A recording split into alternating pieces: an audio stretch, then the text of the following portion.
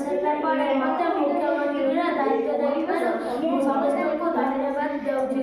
ମୋର କାମ ମନ୍ତ୍ରିମଣ୍ଡଳର ସବୁ ମନ୍ତ୍ରୀଙ୍କୁ ତଦାରଖ କରିବା ଓ ମନ୍ତ୍ରିମଣ୍ଡଳର ସମନ୍ୱୟକୁ ରକ୍ଷା କରିବା।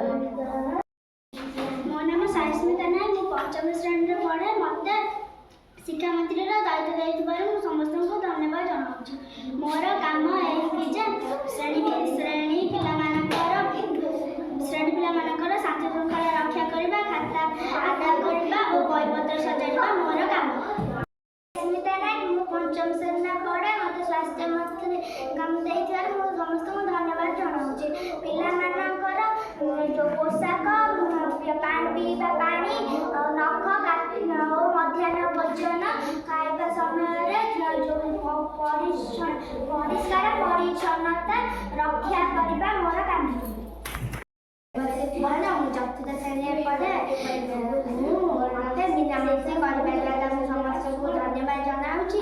ମୋର କାମ ବିଦ୍ୟାଳୟରେ ଝିଅମାନଙ୍କର ସୁବିଧା ଅସୁବିଧା ବୁଝିବା। ମୋର ନାମ ସତ୍ୟସାଇ ସାହୁ।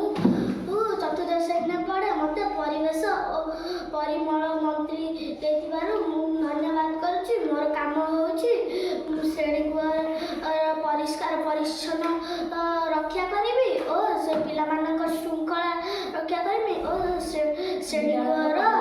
ଶ୍ରେଣୀଗୃହର ସଫାସୁତୁରା